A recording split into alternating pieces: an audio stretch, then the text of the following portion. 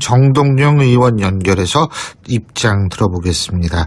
정 의원님 안녕하십니까? 네, 안녕하십니까? 예. 자, 이거부터 여쭤볼게요. 민정수석실에서는 300건 정도 문건이 발견되더니 정무수석실에서는 1361건의 문건이 발견이 됐는데 어제 박수현 청와대 대변인 말에 의하면 적법하지 않은 지시사항이 있다. 이런 거 아닙니까?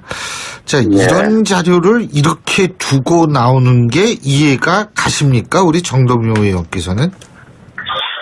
잘 이해가 안 되기도 하고 예. 또 하나는 지난번에 박영수 특검이 국정농단 수사 과정에서 청와대 민정실에 대한 압수수색 영장을 발부받아서 이 자료 압수를 하려고 했잖아요. 그때 한사코 이것을 거부했던 것과 생각해 보면 그건 또 그런 자료는 또 왜 두고 나왔는지 잘 이해가 되진 않네요. 정신이 없어서 그랬나? 뭐예요? 왜 그랬는지 모르겠어요. 참. 국정 운영을 그만큼 체계적으로 못했다는 얘기도 될 수 있겠죠. 아, 그렇군요. 근데 청와대가 이것을 발표한 형식 타이밍은 어떻게 보십니까? 적절했다고 보십니까? 글쎄요, 그 의도까지는 제가 짐작할 수 없습니다만, 어쨌든, 그동안 박근혜 정부 때, 국정 운영을 정상적인 과정이 아니라 비선 실세에 의해서 국정농단이 이루어지고, 이것을 청와대 비서실이 이걸 뒷받침했다는 증거들이 나온 것이니까, 크게 봐서는 국정농단 지금 재판이 진행되고 있는 그 과정에 대한 보충 자료 역할을 하지 않을까 그런 생각이 듭니다. 자, 이제 좀 다른 본격적인 얘기를 좀 여쭤보겠습니다. 통일부 장관을 역임하셨기 때문에 이 문재인 정부가 북한에 이 군사 당국 회담하고 이산가족 상봉을 위한 적십자 회담을 제안하지 않았습니까? 예. 근데 이게 대화 재개를 위한 올바른 여건이 충족되지 않았지만 시급한 문제 해결을 위함이다. 이런 게 정부 설명인데 어떻게 보십니까? 이제 문재인 정부 들어 첫 공식 회담 제안인데요. 베를린 구상 지난 10월 초에 베를린 구상을 실천하기 위한 첫 발이라고 보여집니다. 그리고 군사회담과 인도 문제, 이산가족 상봉 문제를 묶어서 제안한 것이 특징일 텐데요. 문제는 이제 북측의 반응이지요. 북측의 반응이 어떨 거라고 보십니까?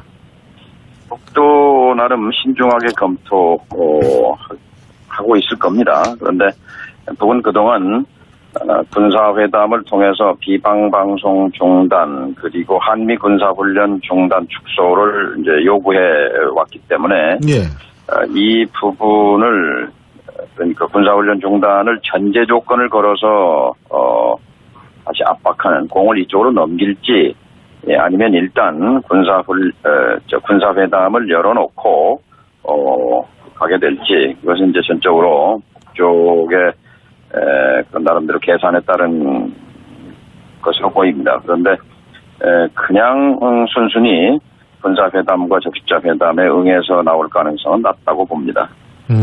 그렇군요. 일단은 그 부분은 제가 조금 이따 더 자세히 여쭤보고요. 이 미국하고 일본의 반응이 좀 우리가 눈여겨봐야 될 것 같은데 우리가 이런 회담들을 제의하니까 미국 측은 우리 기자의 질문에 한국 정부한테 물어봐라 이런 식의 반응을 보였고 일본은 지금은 압박을 가할 때다 이런 반응을 보였는데 이런 것은 어떻게 지금 생각하십니까? 이제 이게 핵심 포인트인데요. 한쪽으로는 제재와 압박에 동참하면서 한편으로는 이제 남북 대화를 통해서 핵 문제에 관한 대화 분위기를 조성하겠다는 이 두 가지가 충돌하거든요.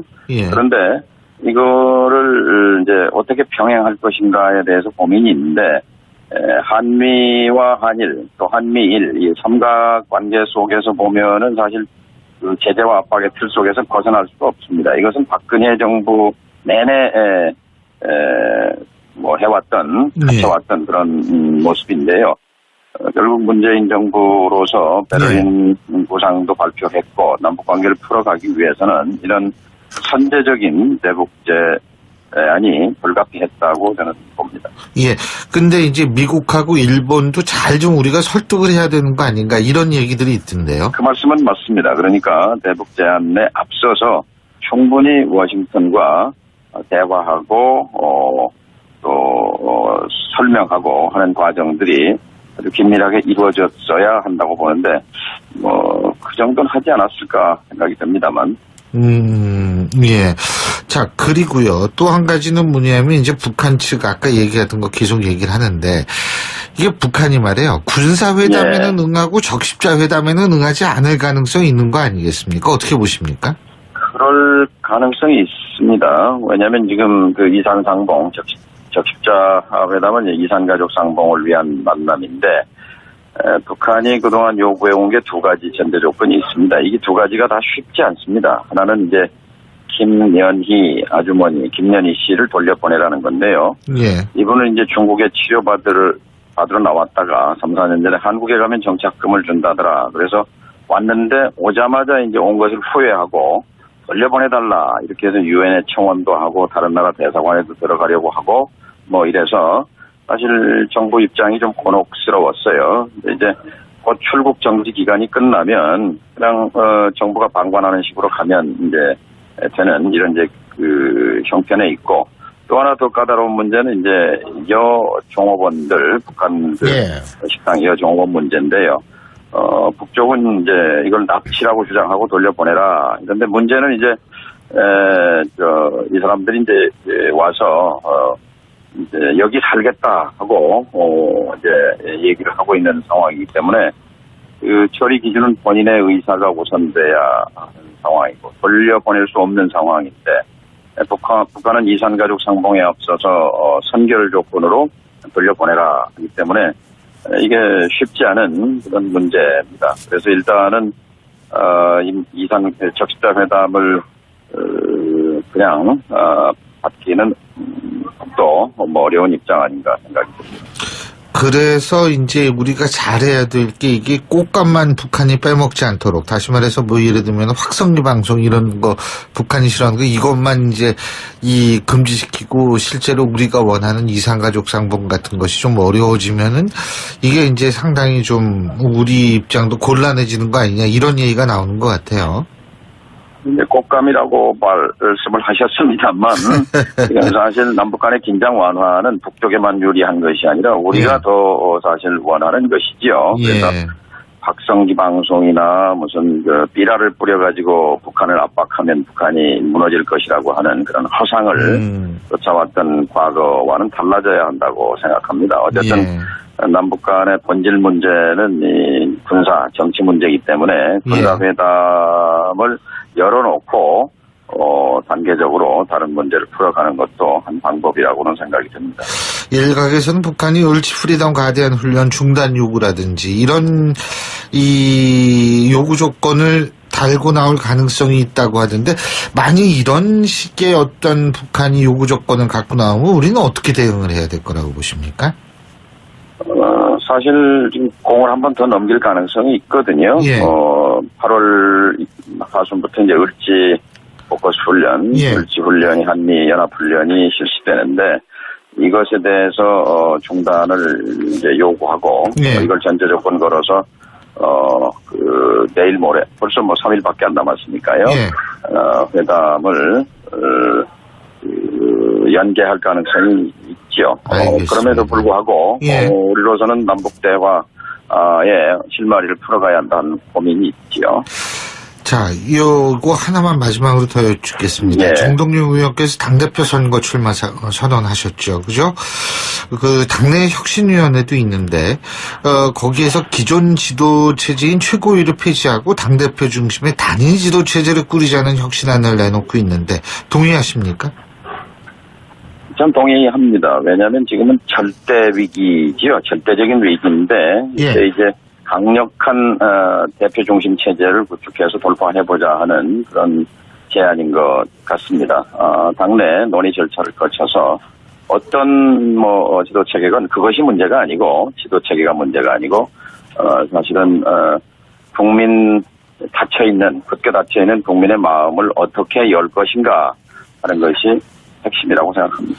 정치적 책임질 사람들은 징계라든지 후속 조치도 필요하다고 보십니까? 이번 그 이유미 사건 관련해서요?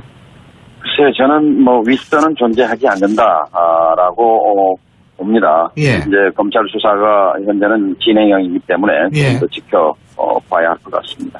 예, 잘 알겠습니다. 오늘 말씀 잘 들었습니다. 고맙습니다. 예, 고맙습니다. 진짜 이런 자료를 이렇게 두고 나오는 게 이해가 가십니까? 우리 정동영 의원께서는?